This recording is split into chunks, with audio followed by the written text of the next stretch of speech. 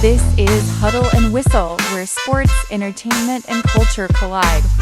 We cover the stories shaping the game, on and off the field. Welcome to Huddle and Whistle. And welcome to another episode of Huddle and Whistle. We are joined today by the one and only Mr. Sam Brown. And today we're going to be talking about his Tempe program. He's a transformation coach, poet, creator of the Tempe program. And Sam's powerful journey from overcoming his own personal adversity to a leader in emotional literacy has impacted lives in prisons, schools, and communities nationwide. He teaches people how to manage their emotions, make better decisions, and thrive under pressure. Lessons that resonate deeply, especially within sports. So we're excited to dive into this Tempe program and the principles and see how we can help athletes and parents and coaches elevate their game. Welcome, Sam. Peace, Marlo. Peace, How are everybody. Thank y'all for having me. All right. you? Welcome. Absolutely. So, Sam, why don't you tell us a little bit about your personal background and journey, towards this Tempe program? Sure. So first of all, it's an honor to be here on Huddle and Whistle. Thank you. Really appreciative of y'all. So the journey began in 2014 while I was incarcerated. I served 24 years in the California Department of Corrections. And at that time, you couldn't have convinced me that I needed help or needed any assistance. I really thought I was, that guy. And despite the hurt that I felt on the inside, keeping it bottled up into myself, was the way I thought was to go. It just seemed like the normal thing to do, what I inherited from my family and my community. And just, so I didn't talk about how I felt, nor why I turned to criminality. And in 2014, just prior to it, I was approached by the Board of Parole hearings and told that I had an opportunity to come home. And I had no idea what coming home looked like. No one that I was around knew what coming home looked like. And when I went back to my cell and I yelled in the vent and I asked the older brothers who was in my vent, I'm like, hey man, how do I come? What do we do? And this one dude was like, man, I got like 6 life sentences. Somebody else was like, I got 500 classification points. None of us know how to come home. And I went to go see a psych, and the psych deemed me as antisocial, have an antisocial personality disorder. And I didn't really know what that meant. So I then went back to the library and I read up on it. I grabbed the Diagnostic Statistical Manual of Mental Disorders and I read about conduct disorder, bipolar disorder, manic depressive disorder, addiction disorder, and antisocial personality disorder, among other things. And I learned that the linchpin for them keeping us incarcerated was saying that we were antisocial. So thus, if that's the linchpin for keeping us in, what is it that we need to become in order to go home? Is pro-social. And upon realizing that, I felt like I cracked the code on rehabilitation and what it was that we were all trying to achieve, and no one had told us that. So fast forward, went from like getting 25 people to come participate in the program to 100 to 400 to 2,000, to developing such a large following that when it went to another prison, it developed a 10-year waiting list. And now we're in 22 of 30 California prisons. We're pioneering. We continue to pioneer what rehabilitation looks like for the state of California. But bigger than that, we've now been blessed to transition our curriculums and our teachings from prisons also into the corporate space, but also into athleticism as well, and to working with the youth. And we've been able to do that because we teach an emotional literacy. And emotional literacy is for anybody with a heartbeat. So that's like the secret sauce of the 10P program. We realized that our teachings were not just for people who were in carceral settings, but for athletes as well, right? Yeah. And for you, anybody who may be dealing with understanding themselves, because trauma doesn't discriminate. Trauma doesn't care if you're athletic, non-athletic, male, female, tall, short, your economic background. Anybody can be traumatized. So upon realizing this, we in the 10P program, our motto is there are more people in prison than there are incarcerated. So our teachings are applicable to everyone, and that's how we find ourselves working with sports. And my wife, as you know, Marlo, is a 2-time Olympian. Yes. Tasha Danvers, she's a 2-time Olympian and Olympic bronze medalist in 400-meter hurdles. And a part of what bonds us is this understanding that we're healing, we're bonded and healing from traumas. I sat in my cell and watched her run at the same time I watched Usain Bolt run, you know, and who knew that this would be my wife upon my release. And the thing that will bond us is our ability to recognize that, you know, the world will beat you down and you have to be resilient and you have to bounce back and you have to be a champion. And that's Right. part of our bonding agent. And that's part of the Sauce of the 10P program, is just recognizing that everybody has emotions. And when you actually engage them, you optimize the potential of the person. Absolutely, man. That's amazing. You know, you're talking to some athletes here, and I think we all have some stories that we could probably dive into just to, you know, show how important understanding your own emotional, you know, development or literacy, or even, I don't even know if this is a term, but sometimes it feels like emotional illiteracy. You know, some people That's just don't the term. don't get it, don't understand, you know, what their issues are. So like Jim, what has your experience been with like emotional literacy for athletes? You were just talking about having to return to work, and you know, some of the conflicts with dealing with some of the students, but you're also a coach. I mean, is it different? Is it the same? Is it better or worse? I think it's a little worse from when it was when we were athletes. The kids now have this license to crash out. They have this license to show emotions. In our time, we were always told to keep our emotions in check. It'll make you be calm and more cool when you're playing in the game, because the more emotional you get, the less you're thinking ahead of what it is that we're trying to accomplish and what we're doing, because you're stuck in your own emotions. Nowadays, they have bad examples. Their parents are crashing out in the stands. They're crashing out on the field. Their parents are, you know, supporting that crash out, and they are blaming everybody else but the situation of telling their kid, "Hey, you need to stay calm. The competition is not over. One bad play doesn't lose you the game. Dwelling on that bad play can cost you the opportunity to win a game." So it's a lot of times is, you know, I try to keep myself as a coach way low key, so I can make sure that I'm conveying my message. I'm not yelling, because sometimes when you're yelling at students or yelling at especially young athletes, they tune out. All they hear is the yelling. You can be telling them something good, impactful, that can move them on, but all they hear is the yelling. So I always try to keep a calm, cool voice.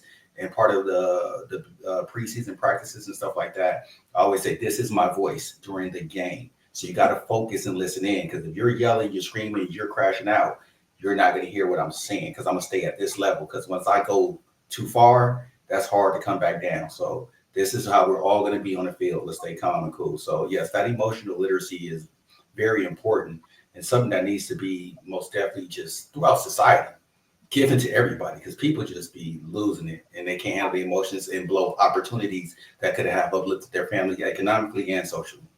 Oh my God. And Terry, Yeah, I'm sitting here thinking about you repping some of those games. I know you've had some crash outs. yeah, it happens all the time. But Sam, I want to ask you something because something really jumped out at me. You were saying that you were asking for help, just in terms of guidance, in terms of your next step, and you couldn't get the answers, and so you went and researched it for yourself, right? And Yeah. so I find that people that read tend to really be less impulsive, and they usually have a higher level of patience and understanding. Do you encourage your athletes and the people that you assist with, like, investigating for themselves and reading things for themselves so that they would have a deeper understanding? Is that part of what you do, or do you believe in that concept? Terry, that's a great question. Thank you for that. And yes, 100%.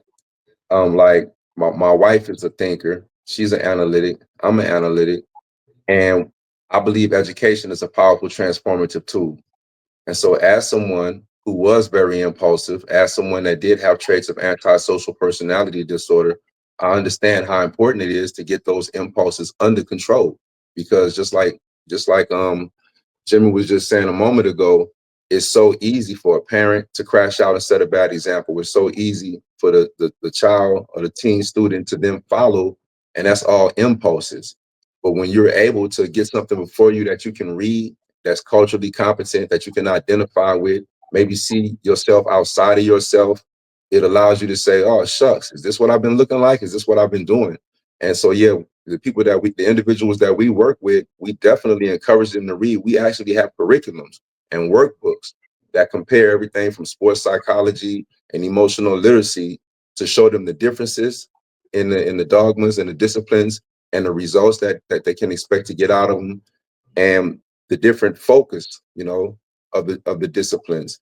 And by learning this type of stuff, the more information that they have, the more informed decisions they can make. And we believe that. Nice. So tell us a little bit about like how people can get involved with the 10P program. What does that look like? So there are a number of ways to get involved with 10P. Specifically, since this is Huddle and Whistle, we'll focus on the athletic side. And you can go to our website, 10pprogram.org/ELA, emotional literacy for athletes. And it depends on what your interest is. If you're looking for workbooks to teach your students, or if you just have one athletic student that you are, child person that you're concerned about, or even a former athlete, former professional athlete, this book is designed to like engage the athlete at all walks of life. You can order our books. If you want us to come do workshops, you go to the website, you'll see that we have our ELA ambassadors. Shout out to Marley, you know what I mean? Yes. And we will bring our ambassadors out to you, to your students, to your school, to your team, and we will go through it. We would put on an entire workshop. We would talk about the 4 quadrants of emotional literacy, how they apply to sports, how they apply to the whole athlete. We'll do workshops on Zooms. So it's really about what is your need. You reach out to us. We'll do an assessment, whether it's an individual or a whole team, and then we'll meet you where you are and take it from there. So you can go to 10pprogram.org and sign up, leave your name, your email, and identify what it is that you need, what you're trying to, what is it that you're trying to accomplish. And then you can also call me. You can reach out to me at any time. My number's on the website. Also, call the office and we can talk about it. All right. Quick question. It's not just for you, Sam, for all of you guys. Who do you think is mostly responsible for a person's emotional literacy? It the person themselves, or that the athlete themselves, the coach, the parent, or everyone? Because I know, personally, and again, shout out to Marley, who's one of your 10P ambassadors, but prior to her being involved with your program, and prior to, I want to say, it took a little bit of maturity as well. There was definitely some struggles and some frustration, and part of it was for her age, probably from her age, and then also for having so much love and passion for the sport, right? And so there's like a fine line between being passionate and then being so angry where you're busting out in tears, or you want to throw stuff at the bench, or you want to cuss the ref out. Somebody has a responsibility in that, and I'm just trying to get your perspective on how that all kind of works together. I'll go if you want me to go first. Go ahead. I think it's really the coach. I think the coach has a higher duty to the athlete, and you get the students that come to you. You get the athletes that come to you, right? You don't always get to hand select them. So if you have a parent that's emotionally underdeveloped, then you have a child that's emotionally, or athlete that's emotionally underdeveloped, right? And so part of coaching is being able to balance those emotions, being help people to see like the finish line, being able to talk people off the cliff. And only the coach can do that, because only the coach understands why the play didn't work. They understand why certain things happen. And, we're just starting to learn this concept of emotional intelligence. This is all very new. Like this, just the word of it or the concept of it. But coaches have been dealing with it. So I think the coach is in the best position to really, they've been in those games before. They've been in those high pressure situations, and the kid hasn't, and the parent hasn't. So I think it's really, incumbent upon the coach to guide that relationship. I do. I am so glad that you said that. I mean, you guys might have a different perspective, Sam and Jim, but I just want to say this, and Jim, you might remember, I had a heck of a reputation in high school when Yep. I used to play basketball.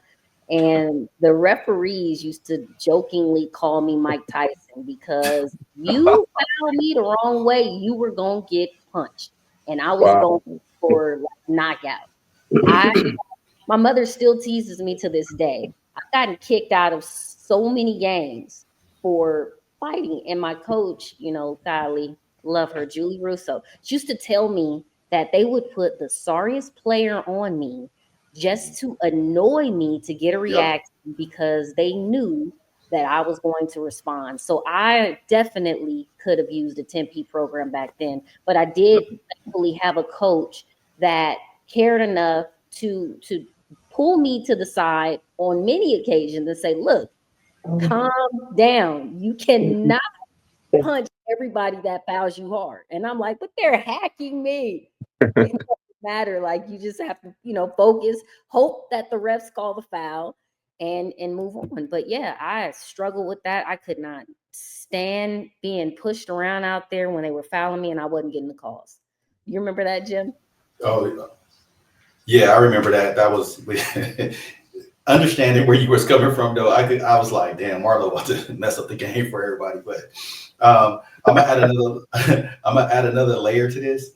I think the media holds a responsibility for it, having emotional intelligence as well, because a lot of times, especially if you're watching ESPN, Fox Sports, they're showing these high level athletes crashing out, throwing water, fussing at the refs and stuff like that. A lot of times as a young athlete, you're going to imitate the people that you look up to, the people that you admire, that you idolize. So if they're saying that Kobe or Jordan, they were just mean, they were just, they showing highlights and clips of them just fussing at teammates and doing things like that, they're going to think that's what you're supposed to do to have success. And I think sometimes when these pro athletes having these moments, I think it's a responsibility of those cameramen and those announcers to say, hey, that's the wrong way to go. We shouldn't be doing that because you're messing up the game. Or what if they get kicked out? Once again, now you just ruined the game for everybody else because you're the best player. You're out there throwing this tantrum and they're giving you texts or they ejecting you or doing all of that stuff. So I think the media also bears a responsibility that when players are crashing out, to have somebody consciously say, hey, that is the wrong way to go about doing these type of things. Yes, that foul was egregious or that penalty was egregious and you probably not agree with it, but you have to understand that there are people watching, millions of kids watching you and thinking that that's the way to go when things don't go right in the field of play. And that's just not how that works, because at the end of the day, depending on your level of your success or what they think of you as a player, you might not get kicked out. You might get a second chance. But some lower level player or somebody that, they're not the best player on the team, but they're very important to the team's success, they're not looked upon as this great player. So the rest, like, you're out of here. Now you're done. So, you have to have this responsibility throughout society, especially in our media, to say, hey, this is not the right way to go. Instead of every morning show for 2 hours blasting, oh, look what LeBron just did. Look how he reacted. Should he react this way? And just have somebody come out and say, hey, this is not how you should react as an athlete. This is not how you should react in society, period. But most definitely not as an athlete, because there's always somebody watching, somebody always trying to model the thing that you do, whether it's good or bad. Absolutely. Right. Yeah, I definitely agree with that. I didn't know that you was, turned up on the court like that, Marlo, but I could see That it. was when I was you young. know, When I was young. What you mean you can see it? I've I been mean, clowning listen, I my could see it. time era. You still got it up in you. I wouldn't try you on the court, that's for sure. You feel me? And It's let me like, tell you, I go think ahead. it's a yes and, right? Everything y'all said is true. I don't think it has to be either or. It has to be the coach. It has to be the media. It has to be the family. It also has to be the individual. It has to be us as a people. We have to have what's called an axiological revolution, which is like a revolution in what we value. Do we value getting there at all costs, or do we value actually the journey to the championship? Is it just about burning out the athlete? You know what I'm saying? The athlete, is it about destroying relationships? Just so long as you're so talented, you can get there, who cares? Or is it about making sure that you rest properly, that you take care of yourself, that you eat properly, that you treat people fairly, you treat your teammates properly, and you achieve the championship? Is that what we value? So it's about changing. We can't change the American way. The American way is that get there at any cost, and if you don't get caught or go to prison, then you're a hero. That's the American way. But we have to begin to shift what our people look up to and what they value and think is cool. So for me, the approach that we take is a holistic approach where we want to engage the family, we want to engage the coach, we would love to engage the media at every chance we get and show them that this is the appropriate way to approach an athlete, because we don't just want them representing our team and our country and our school and forgetting that they're actual person, you know. But at the same time, we also want a responsibility to be on a coach or a referee, to be mindful that trauma does happen and people bring that stuff to work. And sometimes what you might be seeing may not just be, you know, what's happening on the court. It may be at home, somebody just got touched, molested, killed, murdered, went to jail. And it's this place that is their outlet is now where they come in here and it's a cry for help, and it's manifesting and showing up in a way that looks like aggressiveness in the sport, but it's really a cry for help. Right. But without these discussions and these new perspectives, we don't see any of that. We don't have these discussions. So earlier, Marlo, you said, is emotional illiteracy even a term? And I'm gonna tell you, 100%. We talk about that big in the 10P program. In fact, one of our main theories is the theory of emotional illiteracy-based criminality. And that theory posits that nobody's born bad, nobody's born evil, but people adopt criminality as a coping mechanism for unprocessed traumas. And so we see the same thing in sports. When people get depressed, when people are actually more aggressive than they should be, oftentimes it's something going on inside that is unprocessed that they're not talking about. And when they get that out of their system, they're able to show up better. But I don't necessarily need you to take my word for it. I would like to invite my wife to actually join the conversation, if you don't mind. No, Is that okay with y'all? yeah. Yeah, that's fine. I don't know if I agree with you though. Hey. Well, I have been listening in. There he goes. I didn't know I was going to be on camera, so No, you yes, said good morning. I would. Thank you. I would definitely. Sam basically took the words out of my head when he said it's everybody's responsibility, because at the end of the day, the foundation of how a child is going to respond is going to start at that home level, like where they see how you handle frustrations, how you handle things not going your way, how you handle wins, how you handle things that do go your way. Are you cocky? Are you arrogant? Or, like there's a flip side on both of it. So that's where it starts. Now, when you get to the coaching level, now you're talking about perhaps this individual has more insight on what it takes to be an athlete and what that looks like than, say, a parent who's just like, I want my baby to win, And so that coach then has that responsibility of really understanding where the athlete is at emotionally and mentally. And then, of course, like we say, there's also the external, the social media, and being mindful that people are humans. I remember when the tennis player, what's the Asian tennis player's name again? Young lady. Yeah, I forgot her name. Her name goes out of my head at the moment. But her and Simone Biles, when they were talking about what they were going through mentally as athletes and emotionally, there was a lot of Naomi Osaka, that's right. There was a lot of negative feedback, which was like, well, if you can't handle being an athlete, then get out the game. Well, we're talking about some people who most of the time have been in this game since they were 3 years old. They had no idea what that was going to entail. But one of the things I think that just across the board that we need to do, that Sam touched on there, was the curiosity about what's going on with someone when they do behave in ways that we don't find becoming. Is it, hey, listen, you just need to get out the stands. You're not allowed to come back here anymore. What's wrong with you? This doesn't work. Don't do that anymore. Or is it like, hey, man, like, what's up?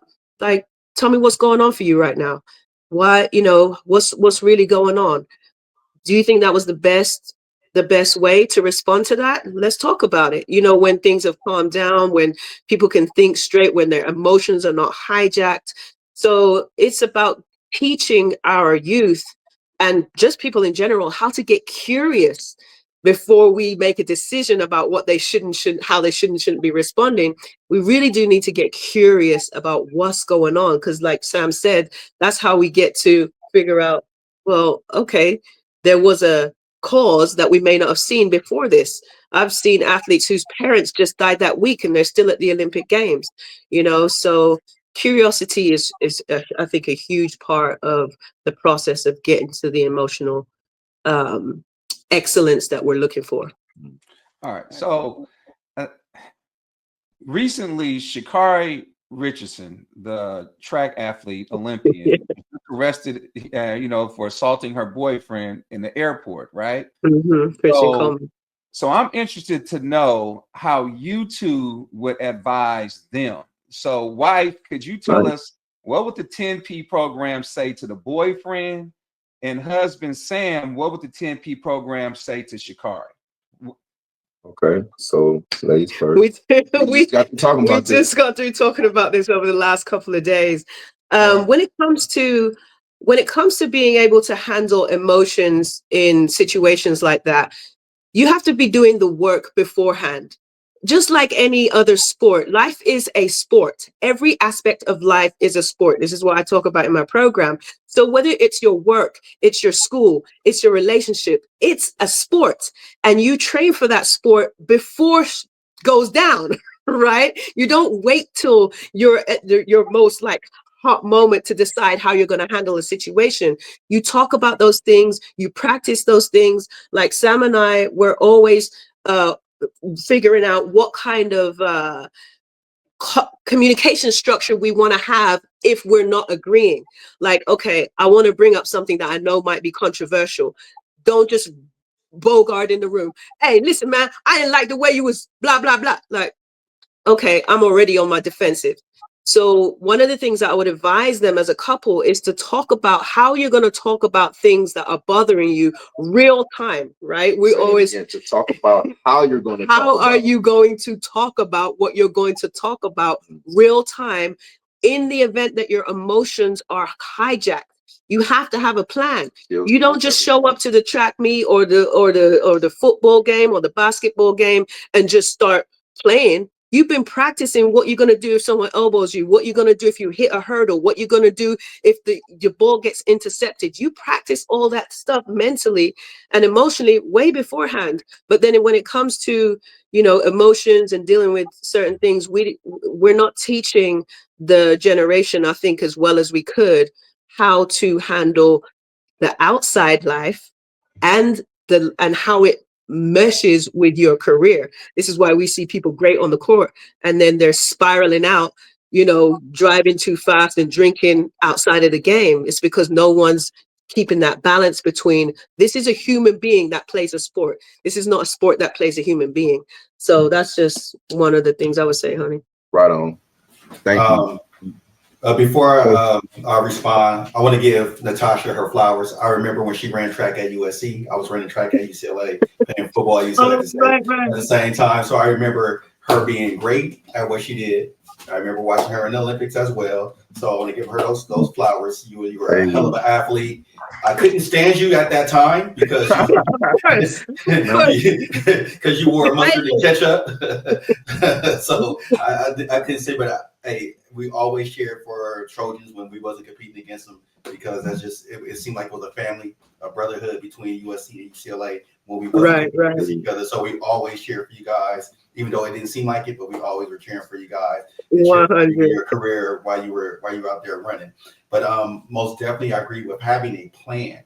I think a lot of people don't sit around and say, this is how I should respond to certain things that I'm about to go through. And that's one of the things I talk about as a restorative justice teacher at Crenshaw High School. How are you going to respond when things don't go your way? Are you actually sit down, put in the mental work? I always tell athletes, your mental reps are just as important as those physical reps. What is your plan when things don't go right? Whether it's in life, whether it's in the classroom, whether it's in the field of play. Have a plan on how you're going to respond. Because if you don't, you're going to spiral out. You're going to crash out. You're going to do all that. Like I know with me and my wife, I'm a big time video gamer, not because I love playing video games, that's part of it, but it helps me calm myself down. So whenever something is not going right and you see me up in here, I'm not just playing the game, I'm thinking. The game is just there as background noise most of the time. Right. I'm thinking about how am I going to go back to work the next day, or how am I going to deal with this person when I see them again, and have a plan, because I think they're going to respond like this when I approach them. I can't meet that energy in a negative way. So how can I get my message across? So that's a lot of times it's just the planning of how we're going to emotionally deal with people. That's incredible. Thank you for saying. Well, you still talking? You don't look like you're on mute. Oh, sorry. Yeah. Yeah. It clicked on mute. People are not going to be so logical all the time. So you have to find a way to get your logic or your point across of peace over there, as Tasha said, being defensive or putting somebody in the defensive. You have to understand what it might take. So sometimes even studying the people that you're around all the time and figuring out, okay, this is how I can approach this person, this is how I can approach that person, is very important in any aspect of your life. It is. That's.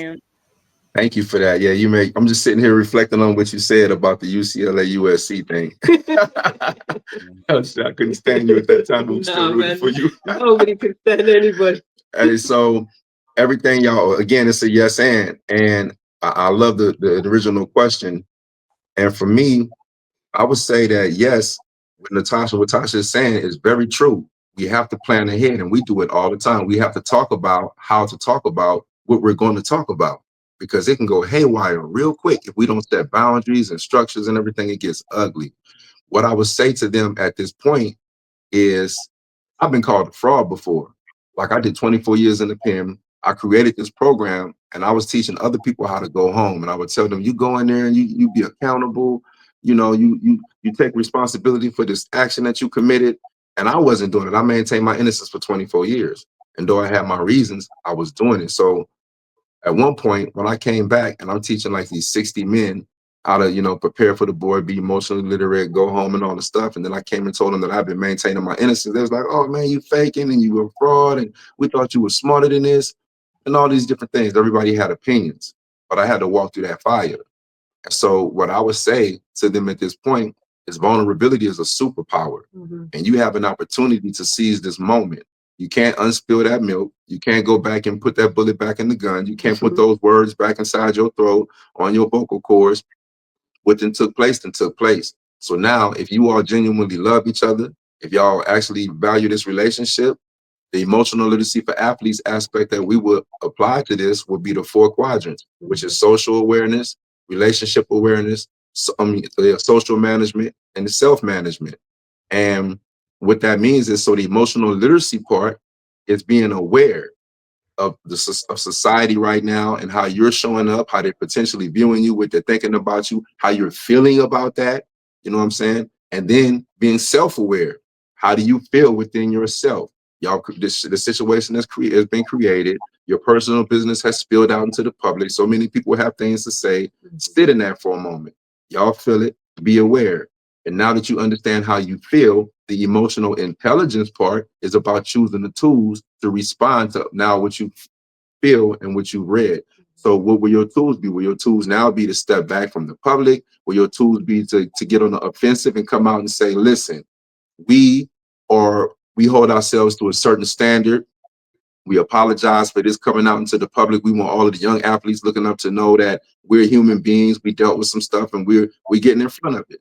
That's also a tool. So if I was to talk to them, I would tell them it's okay. Don't come down on yourself. This ain't the end of the world. Forget what the naysayers are talking about. You're still incredible people. You're still talented. What do you all want to do with your relationship? If you wanted to stay together, then you need to make a decision and be emotionally literate together. And what does that look like moving forward? So that would be my discussion with them.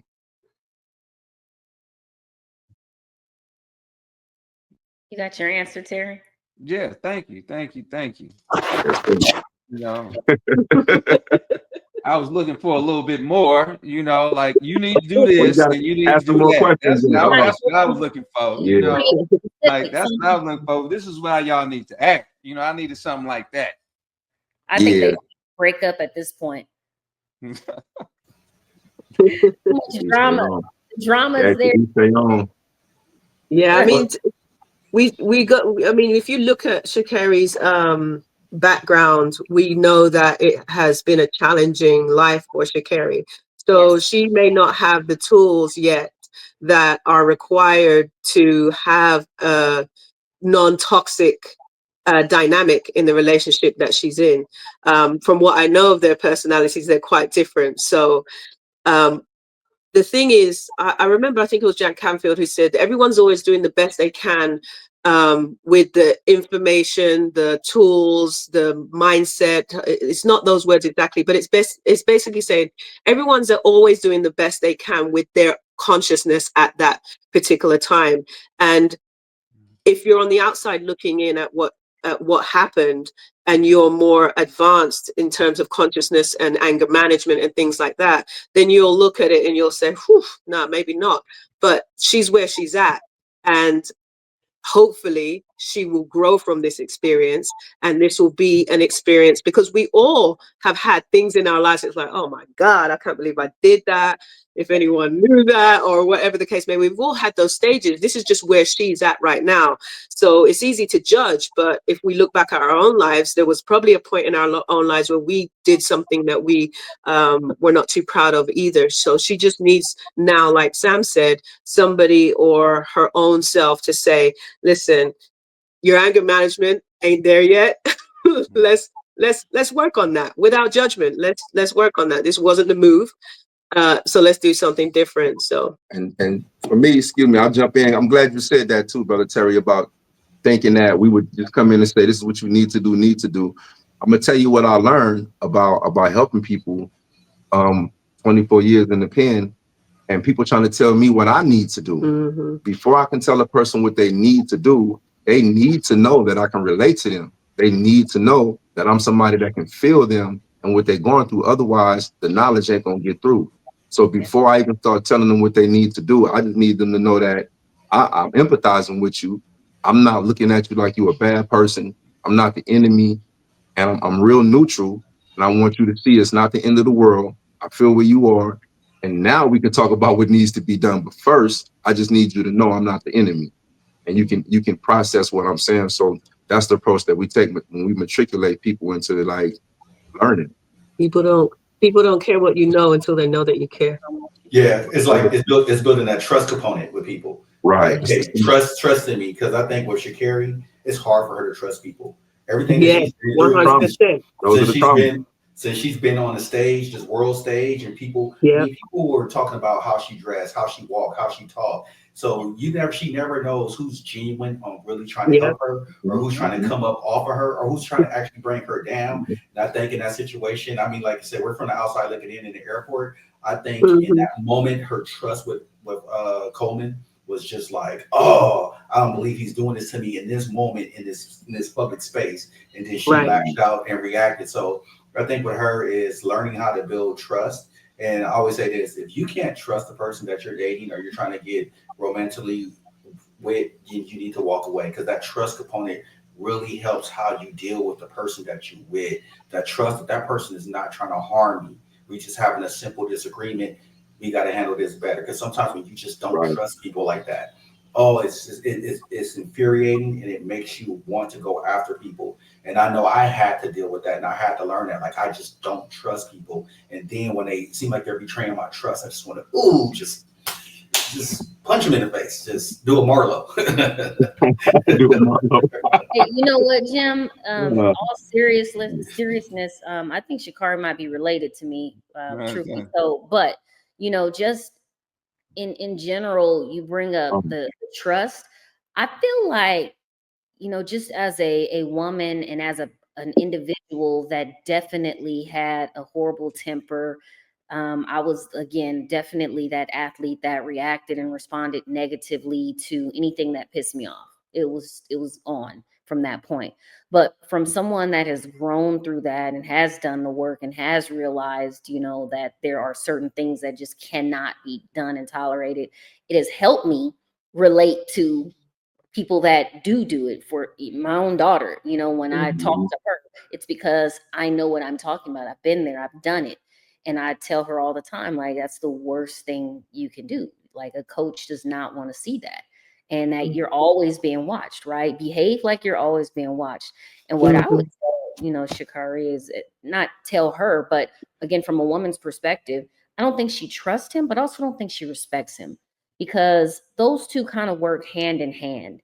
And I think Mhm. a woman in her position, in her status, has to be with someone that she not only trusts, but that she respects. Because if she respected him, there's no way that, regardless what he did, that she would have responded or reacted to him in that way. So I think, from her own internal work, excuse me, work, she just needs to find people that she trusts and respects, because Nice. the two are not synonymous, right? You've got to have both of those when you're in her position, because she's Mhm. always going to be watched. They're always going to bring up her past. They're always going to talk about what happened when with whom. So she has got to be responsible and say, you know what? I don't really respect this person, so I'm going to keep them over there. I don't really trust this person, so I'm going to keep them over there. And she just has to tighten up herself and her circle. That's my take on it. Yeah. And the I don't challenge know. for them is Christian Coleman, who is her current boyfriend, is one of the best sprinters, if not the best right now in the USA. So when you put that partnership together, you're going to keep seeing, like, even if they decide not to be together now, they have a whole nother thing, because he's going to be everywhere she goes, right? Yeah. They're going to, so that's like a whole nother level when you're in that dynamic that you also have to deal with. Like you said, she's going to have to figure out a way now, if they don't stay together, of how she's going to, manage that as well. Like seeing this dude every single place she goes. Yeah. And it's stuff like that that we identify in our program, that and we talk about, we bring it to the person's mentality, to the forefront, Mhm. that otherwise it wouldn't come up. Asking her about, are you aware that you're going to see this individual almost everywhere you go, and you're still going to need to perform at peak? Are you prepared for that? That's a discussion that That's some needs to real take talk. place. You know what I'm saying? And these are the type of like comprehensive, down to earth discussions that we're able to have with our clients and the people that we work with, once we get to know them and we start working with it. But at first, all starts with that need to have them know that we Care. can care, yeah, and can relate to them. So to touch on those points. Yeah. So, like Marlo, you said you don't believe that Sha'Carri respects him. Yeah. My take on that is that she may not be able to demonstrate respect because she doesn't necessarily have a level of emotional intelligence and a higher level of respect for herself. And Mhm. so, I think that's really the core of it. And it really leads into my question to our guest today, which is, how do you get an athlete to learn from a coach that they may not particularly like, or they may not particularly respect? Because they may think, oh, this coach looks a particular certain way. They don't have a background in this. They haven't gone to the level where I'm trying to get to. So why would I listen to the coach? I'm going to listen to somebody else. Right. And so that there's this conflict with this player of trying to, you know, to discern why they should listen to this coach. And sometimes, I'm really interested in knowing, what would you say to a player to get them to understand, like, this coach has a lot to offer you. Maximize what you can learn from this coach, even though you may not particularly like the coach, or you may not think the coach is qualified to talk to you, but there's a lot to learn. How do you get a player to understand how to maximize that relationship? Would you like to jump in, or you want me to go? I'll go, D. So again, we're real down to earth. We're real practical. Having a one-on-one relationship, I would just tell them, you're a damn fool, because you want to be the best, and you have an opportunity to learn from somebody that's offering you something to make you better. And if you're not willing to listen, then you're not going to reach that goal. And that's basically how I speak to people, because again, the emotional literacy that we teach is very organic, and it was born in a place where our lives depended on it. So I let people know off the gate that, first of all, if I was the coach, I would just flat out tell this athlete, I get the impression that you don't like me. I feel like you think you can't learn from me. I think you don't have to respect me, and that's all cool. You can, if you feel like that, you're welcome to feel like that. What I want you to do is hear the things that I'm saying to you though. And if there's any value in what I'm sharing to you, pick up on that and roll with that. And I think engaging a person like that, it's almost like when I was in the pen and somebody be like, I'm finna go stab this guy. I want to stab somebody. I'm gonna do something. Okay, we'll do it then. But know if you do it, these are gonna be the consequences. So when the coaching situation, I would say, well, you have the choice to ignore me and disregard everything I'm saying. Do it then. See how it's gonna turn out for you. So I would just engage them directly, but let them know it's all love. I'm really trying to teach you. I'm not gonna take it personal. And I would hope that you take your personal feelings out and just receive what I'm trying to share with you. And in the long run, eventually you'll develop a respect and appreciation for what I expose to you because I know my stuff. And if you just give me the opportunity to assess me on my merit, not for my character, not for my personality, not for none of that, just assess me on what I'm showing you. And I guarantee a year from now or whatever, you're going to come back and say, I didn't like you when I met you, but you knew your stuff, man, and I appreciate you. And that's how I would approach it. Right. From my experience as an athlete who did have several different coaches and who's been around the athletes that are like, well, you know, I don't know if I like this coach or their program. One of the things that was my mindset and that I would share with other athletes was when you go to a program, you submit to that program. That's it. Because at the end of the day, you know, you have a lot of athletes who are like, well, when I was in high school, I used to do this 400 workout. And that, I think that's what made me great. Now I'm in college. I want to do that. And my coach won't let me do it. Well, you're not in high school no more. And this is a completely different program and it's designed for a different result than you were getting before. Now, that doesn't mean, like Sam said, that you can't have a conversation, because as I got higher up in my sport, as I got more and more professional and knew more about my training and understood what was going on behind the program, not just the coach came out and rolled the dice and said, oh, there's a 4 and a 5. Yeah, we'll do 4 500s today. That's not how it worked. It was a whole program, a whole system. I had to submit to the system no matter what my feelings were in order to even have an opinion about whether this training program could work for me or not. And so once I was in the training program long enough and had enough maturity to understand my body, the competitive season, the training program itself, then I could have a conversation with my coach. Hey, listen, I would like to include this. I would like to do this. I would like to do that. And we could talk about it. But it's a real fine line, because in my experience, there's a lot of ego when it comes to coaches and changing anything if they think it's come from another coach. So I think the emotional literacy side of that is also that I would like to see athletes feel more open to having the discussions with their coaches. And that, I think, comes from the coach giving them the space to feel like they can have a discussion about it. They may not agree with what the athlete is suggesting they want to do, but at least not feeling like their coach is closed off to anything. This is my program. It goes like this. I'm never changing it. It's worked for, the world champion and this champion, so it's going to work for you. And I've seen 1,000 programs. They do exactly the same thing for the next athlete and it don't work. So I think it's that, emotional literacy, or like Sam said, on both sides, knowing how to have that conversation. But I think ultimately it starts with, my belief is, and this isn't everyone's belief, my belief is that if you're going to be in a program, just submit to the program. Allow it enough time to actually garner results, because somebody will be like, oh, I was in this program a year and didn't get the results I wanted. Your program hasn't even embedded in your body yet.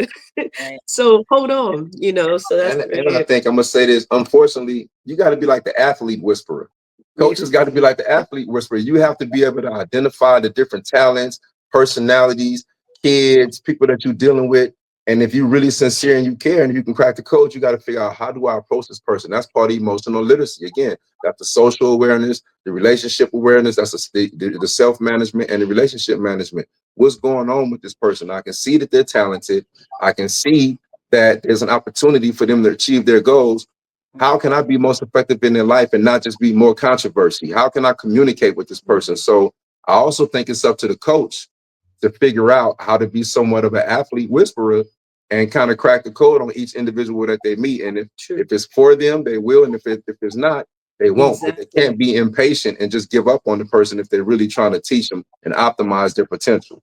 And everything ain't for everybody. It can work both ways, right? Every training program isn't for every athlete. Every coach isn't for every athlete. You know, at the end of the day, this program may not be for you. Like I've seen programs where that this is not the program for this athlete. This is a great coach. He had 2 gold medalists at the Olympics. But this isn't the program for that athlete. So it's the athlete also has to know when to hold them, when to fold them, when to walk away when the deal is done. And it's a really fine balance in that, because I've definitely seen athletes stay with coaches too long and coaches not know when to say, listen, I've taken you as far as I believe we can go. Let's figure out how we can get you to a coach that would be more suited to you. And I think a lot of people have a real hard time with having those kind of conversations because it feels like a failure to them. And it's not. It's just an awareness. And can I add on to what Sam and Natasha said? I agree with everything you said. But when you, because I took the initiative to talk to my coaches at UCLA and when I was in NFL Europe, it isn't just having that conversation. It's your tone and your rhetoric when you come to have these conversations. 100%. Like Natasha said, it's ego. Their egos are telling them that I know more than you. You're the athlete, I'm the coach. Now, if you come at them the wrong way, and oh God, I was a master coming at somebody the wrong way. You come at them the wrong way, you never know who they know, what connections they have to get you to the next coach or to get you to the next level. They will talk about you as horrible as they can while using your talents to uplift themselves. So you have to be cautious on how you're having these conversations with coaches. Because I came in with fire and brimstone, and woo, that limited a lot of my opportunities. But you gotta understand, and that's what I always tell my students: your tone and your rhetoric will dictate how a conversation can go. Because y'all can totally not agree on something, but y'all don't leave with these harsh feelings. But when you come up in here and you're telling them what they're not and what they can't do for you and what you're not going to do for them, oh my God, it will kill everything for you. So I totally agree with what you're saying, but just add that extra component, how you talk to somebody will determine how they receive your message.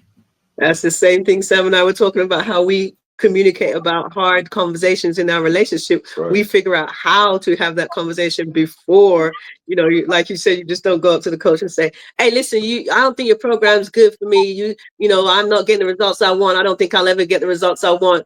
I need something else. And the coach can't just walk up like, look, you're trash. You're just garbage, but you need to listen to what I'm telling you. Then you could be somebody. Right. It's not going to work out like that. No, we're all human beings.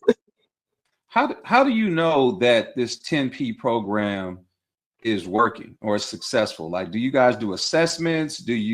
How do you track the data? Do you just like people come back and tell you that it's working, like more people enroll? Like, how do you know that it's a successful program? All of the above. We have videos from people saying how we've changed their lives. We have 10 years of we've been doing it for 10 years. We got videos, we have letters, recognition from the California Senate, we have accounts from the individuals themselves, we have letters written by the people that we work with. California state prison system keeps bringing you in for the last 10 years. Schools, everyone that we work with speaks highly of our work. Okay, no, that's good. I just wanted you to get it out there, like you said, the program, but we don't know who's been a part of it or how successful it's been. So I was trying to get you to let the people know. Thank you. I appreciate that. So yeah, we are pioneering a new space. As y'all said at the beginning, you like this whole discussion about emotional intelligence. It's been, mentioned here and there, but what we're doing, we actually like making it a big issue because we want the whole athlete to be recognized. Yeah, this is the issue. And so we've been recognized by the California Senate for our work with emotional literacy, the California Department of Corrections. You're now working at the women's. We're now at the Women's Fire Camp, where we have a new program that we're bridging emotional literacy and transition. So we're helping families and society reconnect with the formerly incarcerated firefighters. We're working inside the schools. We're Ready, Set, Go with Tasha, and what was that, like junior high school, middle school, and we're doing a lot of great work. Yeah, elementary. And so anybody that wants to see what we're doing, like I said, you can go to the website and you'll see the host of athletic ambassadors, emotional literacy for athletes ambassadors that we have, from Tasha to all the way to Marley, who is, our most junior ambassador there is, to Selena, who's in college, to Camilla, who is a gold medal fencing Olympian, to Nia, who's currently playing rugby right now, and it goes on and on and on. So we have all of these ambassadors who represent the program and can come and teach alongside of us, that will help do the seminars and the workshops, and it's having a powerful impact. And we want to continue to grow it. We want the whole athlete to become the big focal point just as much as achieving the championship. We don't want to get to the championship at any cost. You get there and your car is full of bullet holes, it's falling apart, you're about to die, and you're suicidal. We don't want you to get there like that. We need you to get there feeling whole. I accomplished this mission. I kept myself intact the entire time. I did self-care. I respected my team members. I respected my coach, and I made it. I still did it. Yeah. And so that's what we're striving for. And anybody that wants to check us out or learn more about the work that we do, support us, or even retain us to come train your staff. We'll come train your whole coaching staff in emotional literacy for athletes. We'll bring the workbooks, the facilitator manuals, and everything. We'll come teach your staff how to teach it to the youth. Like at the end of the day, one athlete committing suicide. I mean, we know there are NCAA, NCAA, Olympic Games, fall into depression, commit suicide. I went through my own mental health crisis, and I remember going to the sports doctor and talking to him about it, and he's just reeling off, oh yeah, well, so and so, like double gold medalists, Olympic champions, world record holders, oh yeah, they're on this antidepressant, they're on that antidepressant. I'm like, what the heck? And it took me ages to go and have the confidence to have this conversation, because I thought I was the little weirdo that couldn't handle my life. Wow. And so when I heard this, it's just reeling off. It's like, man, this is like the dark secret of the games, and these one-off stories, that seemed like they were one-off at the time, one-off stories of people killing themselves over sports and their results. They're not one-off. This is going on just below the surface. Why is it going on? And what can we do about it before someone has to, completely fill their body up to the eyeballs with antidepressants? And I'm not saying that antidepressants aren't the right way to go. You need to talk to a professional about what's the right course of action for you. But before we even get there, has anyone had a conversation about your emotions, the fact that you're a human, the fact that your mind matters, the fact that how important really is this in the grand scheme of life? The fact that this is a sport and it's supposed to be fun. Like, where are these conversations that get us to the point where we don't, we understand that, okay, this may not have worked out the way I wanted it to, but having such depression about it that I want to end my life over it, we missed something. So that just made me think of something you said earlier, Marlo, and I'm gonna be quiet real quick. Is you asked about whose responsibility it is for the development of the athlete. And it also made me think that the prefrontal lobe and the prefrontal cortex and all, it's not done maturing until they're like 26. They're 25, 26 years old. And so even with that said, while they may have these big old bodies, while they may be talented and all that, they're still forming and emotionally immature in their minds. So despite all of the aggression that they push back with and acting like they know, at the end of the day, they still don't. And as the more mature coach, as the more mature referee, as the more mature, advocate, ambassador, whatever the case may be, if we in those positions, then we have a responsibility to carry ourselves a certain way. And we're supposed to engage them, like Jim just said, certain tone, certain level of patience. Otherwise, get out the way. You shouldn't be in that position if you're not qualified to engage the people you're going to be encountering. Right. So I think it comes back down to it's an everybody approach, especially remembering that we're dealing with people whose minds are not fully formed yet. No, definitely. All great points, man. You guys were awesome today. Tasha, we're gonna have to get your bio on here, add you to the list. That's right. Thank you. Thank you for having me.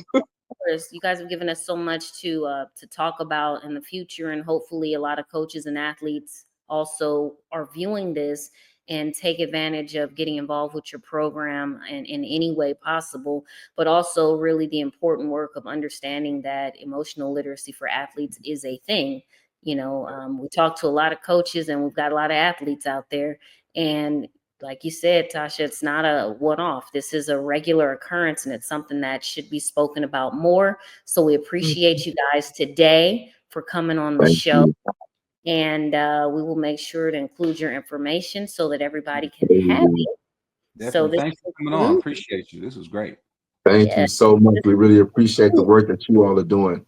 And if you ever want to do an emotional literacy for athletes corner or segment, we are more than willing. We'll be honored. Yeah. We are honored. Yep. All right. Thank Thanks, you guys. This All concludes our episode number 6. I stopped recording now. Huddle and Whistle. I know Right. so I'm sorry, Jim. What happened? Not that we had to go. I said, I'm sorry. We're a little bit. This conversation was better than what I'm about to go do right now. This was a great conversation. I hope this message get out. Yeah, it really was. Yes. No, Thank you. I'm so happy y'all feel like that. Thank you for that. Yeah, and Sam, I wanted to introduce you to Terry too. Jim, you can hop off whenever you're ready, because I know Terry. Everybody have a good one. All right, Jim, take it easy. Terry was talking about some things, and I can't remember exactly the details of the conversation, but I told him that you guys need to talk, because he was talking about a program that he was interested in. I said, you need to talk to Sam, because Sam is already doing something like that. And Terry's up north in the Bay Area. So I don't know if you have any people up there currently, but Terry is also an attorney. As you can see, he represents a lot of people in the criminal law space. And he also works for, what's the name of your department, Terry? Oh, for the San Francisco Public Defender. So I work for them. But I actually just submitted a proposal to a couple of schools out here to do a emotional intelligence workshop for athletes, because there's a component where, so I literally I just emailed a proposal. So the coaches want me to come in and do it. Now it's going through the process of being approved by the AD. Because I've coached football for like 25 years. And so I referee basketball, and what we've seen is that there are a lot of issues that come up with players.